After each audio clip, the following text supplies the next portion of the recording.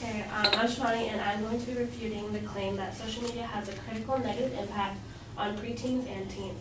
So my opponent's secondary claims were one, that social media increases cyberbullying, the dangers of social media are catfishing, and that inappropriate content can easily be accessible through social media.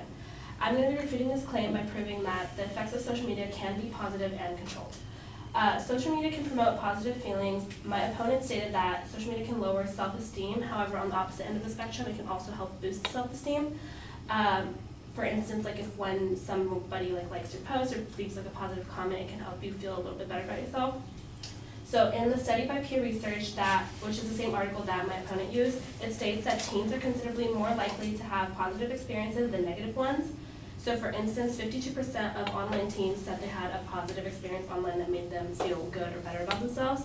So in the long run, it can be rewarding, and it can also stimulate the production of oxytocin, so help reduce stress, help promote feelings of happiness, and getting likes and such requires a lot less time. And the main purpose of these social media networking sites is to help that people socialize regardless of barriers, and a lot of people have difficulty making social connections in the physical world, so it provides a virtual alternative for young people to not feel as isolated. Secondly, my opponent claimed that social media can lead to catfishing or cyber friends. However, who has access to your social media can be controlled and restricted. All social media sites allow you to have the option to make your account private, allows you to have the option to block users, remove users. So there are strides that can be taken in order for you to prevent yourself from being catfished or having cyber friends that you do not want. In the same study that I mentioned earlier, it says that teens take other steps to shape their reputation and manage their networks and mask information they do not want others to know. It stated that 74% of social media users have deleted people from their networking sites or from their friends list, showing that people are taking strides in order to keep themselves from being attacked by these catfishes or cyber friends that they do not want.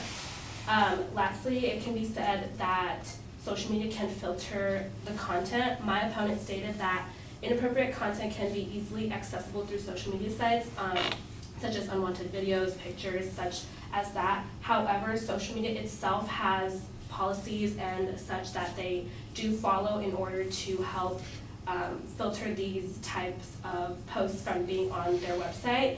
And it also allows you to have access to what you do see. You can have the option to delete ads or be refrained from seeing certain types of posts.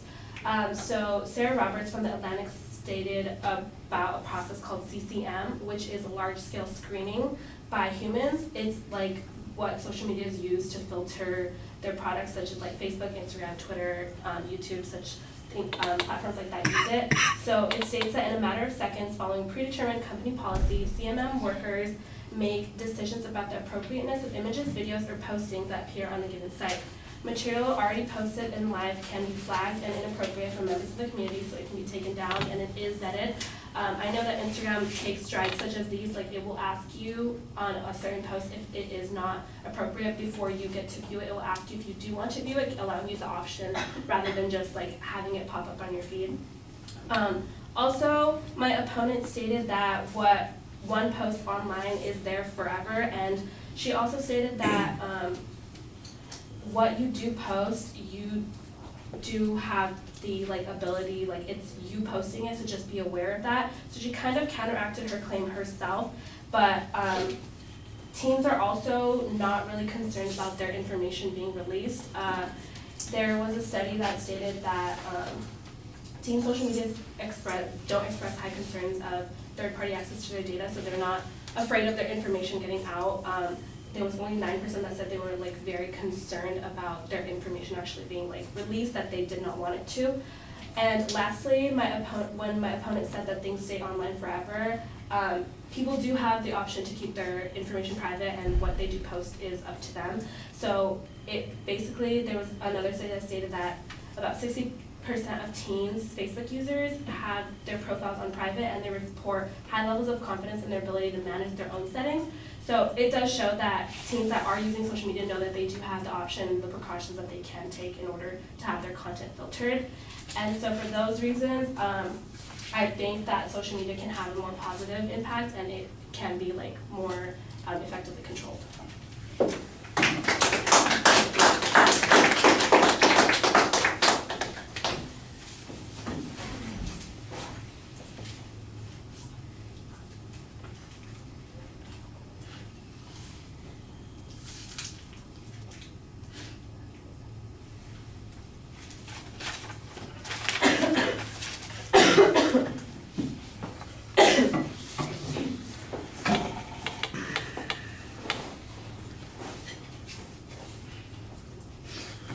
All right, well, on most of the points, it's pretty well organized. You basically address the issue of self-esteem on the first point by suggesting that it actually has that counter effect. I don't know how we judge these things on balance. There's not any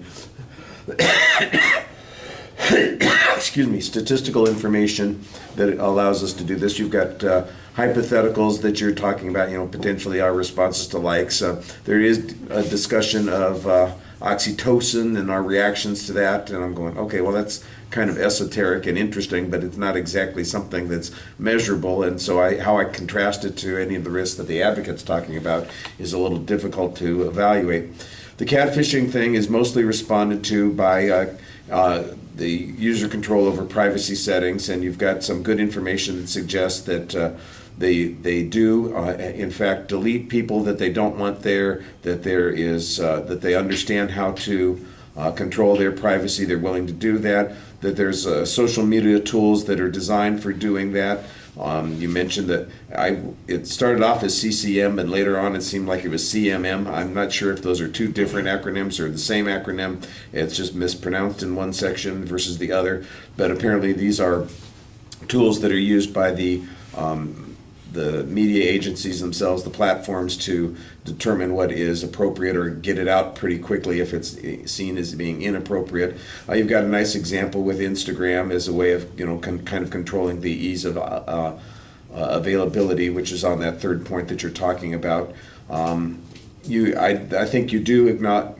I do think you get a little bit of mileage out of the advocate acknowledging that there are some limitations and controls that people can impose that control these sorts of things. I think you need to have a little bit more pressure on the argument that the advocate's making concerning harms. Your answers are okay; they're very reactive, but they don't seem to be,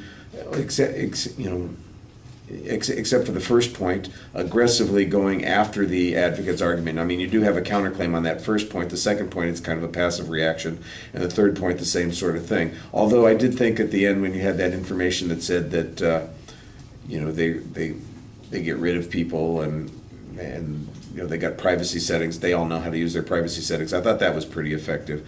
But the fact that a bunch of teens aren't worried about their exposure of information, I'm not exactly sure that alleviates the problem. That just means that they're ignorant of what the problem is. It doesn't necessarily mean that there isn't a problem. I like the last argument a little bit better. All right, thank you.